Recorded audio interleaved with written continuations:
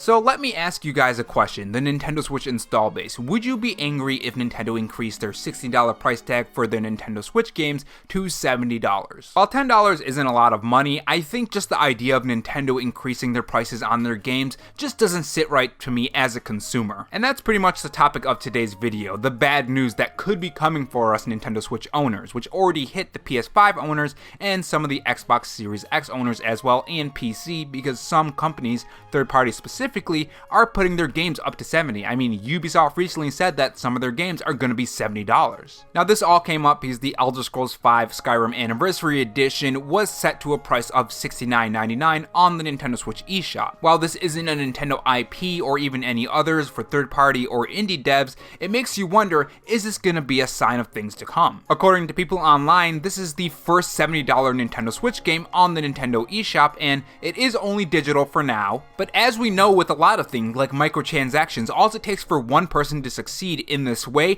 and a lot of other devs are going to look at that and say, hey, we can make some extra money if we pop the price up to $70. From a business side, that's a fantastic thing for them, but for a consumer like us, that's a pretty crappy thing because we're paying extra money. I mean, if you have Nintendo Switch Online, half of that is for a year of Nintendo Switch Online for the base model. And while $10 isn't a lot, it adds up over the course of buying multiple Nintendo Switch games. Even if you were to buy one big Nintendo Switch game a month, over 12 months, that's $120. You could have bought 2 extra Nintendo Switch games. Nearly. There is tax, and of course some other Nintendo Switch games are cheaper too. Another thing that doesn't sit right with me is that this is an older game. This was announced quite a while ago. It wasn't like this was announced 1 or 2 weeks ago. It was about a year ago if I remember correctly. Let me double check on that right now. So for people who want this digital only, you're going to be paying $10 extra for, I guess, the portable version, and you're going to be paying for less resolution, less frame rate, and so on. The only thing I can think of is that they thought, oh, well, there's this portable version and it's going to be digital only. You're going to be able to take this on the go. It's kind of like a convenience fee, kind of like the movie theater when you're trying to pre-order a ticket and there's that convenience fee. I would be really curious as to what the reason behind this is, other than, oh, we just want more money. Because let's be honest, that's most likely the reason. There's another thing you have to keep in mind is that this is an extremely old game. I'm talking really old game. So not only are you paying extra money, you're also paying for an older game. Now, it did have some work done with it as well, but still, it's an old game. The most I would pay for this digital version is probably $40 to $30. I don't know why I said it backwards, but I meant $30 to $40. If this had multiple games within one game, like the Mario 35th Anniversary, although they didn't really do too much with those games, but there were 3 games in one pack. The fact that you can take them on the go with the Switch was just extra, and it costs less. It didn't cost $70. Which brings me to another point. Are we going to be paying $70 for ports? That's another conversation that a lot of people have had. A lot of the prices for the Nintendo Switch games and the Nintendo Switch ports are kind of overpriced, let's be honest. So my question is, if those Zelda games even come true, are they going to be $70? Is Nintendo going to look at this and see the sales from that and say, wow, we can do this too and make more money? I don't know. It kind of paints a bad future for the price of Nintendo Switch games. And if you think this is the first time Nintendo has raised the prices of their games, they did this back with the Nintendo 64 when that was really popular. Some of these games became $60 on the Nintendo 64, which really sucked. Though I wouldn't know the personal experience back then because I was just a kid and my parents were buying those games, but you guys know what I mean. I think overall on the consumer side, it's a bad thing making them pay more for these Nintendo Switch games. While yes, at that point it's only $10, when you buy multiple Nintendo Switch games, even one a month, then you're going to be paying extra money if this becomes the thing for Nintendo games as well. And if it comes for Nintendo games, you can bet your bottom dollar the rest of the industry is going to do it as well. And overall, we're going to be paying more for our hobby. I love playing video games, but I don't like spending more money than I have to. Now, on the business side, yeah, this is a fantastic thing for them if they can get away with this, which would be really crappy for me. And the crazy thing about this is that on other platforms and other things, because it came out a year ago, a lot of the prices are $20, $30, $35. It's a lot cheaper than $70. And this goes into the whole joke that Skyrim is always releasing these new editions and new games and remasters and remakes and all that kind of stuff. Well, not remake, they haven't remade it yet, but all of the games that they keep re-releasing over and over and over again just to get more money. And let's be honest, this is just to get more money. It's not because things need to be updated. They already have an updated version. This is just to get more money. So I think the end question is, will this actually be a future that we're going to see? Are we going to see Nintendo Switch games hit $70?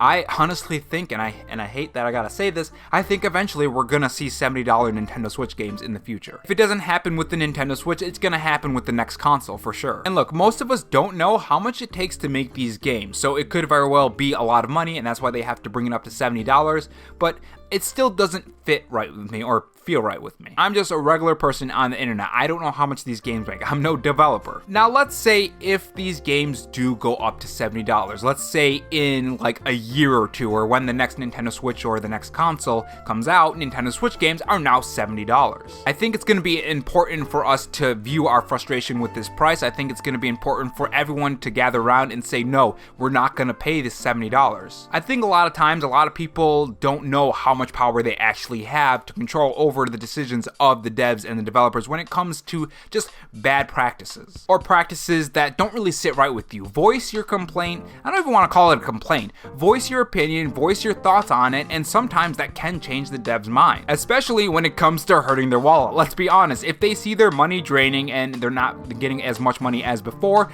they're going to change the price back. We've actually seen this multiple times when Xbox tries to make a weird move, or Sony tries to make a weird move, or they try to remove things, or they try to do really shifty or, kind of scummy things with microtransactions, with EA, and all of those things. We've seen this time and time again where people voice their opinions on it and their thoughts on it, and people change. They speak with their wallets. That is the saying that I was trying to think of. So I think right now is a very important time to speak with your wallet, so to speak. If you're going to buy the digital edition, buy it on another platform, or don't buy it at all. Speak with your wallet so they know that this price is not something that you want, and they change it. Because make no mistake, they can 100% change it to $60 or $50 or whatever the hell they want it to be. There is no reason for this to cost $70 whatsoever now that the other games have been out for one whole year already. At most, this should have probably cost $40 if I'm being honest, and that's being generous. $30 is what I personally think it's worth. It's an old game. The game, yes, did have some work with it. I'm not going to deny that, but it's still an old game. It came out a year ago. It's cheaper on other platforms, and it's a digital version. It's not physical. You don't actually own it. So overall, I think it just shouldn't be that much, personally. But I think overall, this is just bad news for us Nintendo Switch owners, because it does paint a future where games are going to cost $70. I mean, PS5 already has $70 games. Ubisoft has already said that they are going to do $70 games. I can guarantee Xbox will eventually do $70 games, and then Nintendo's just the odd man out, and eventually they're probably going to do $70 games. And I think it's important for everyone to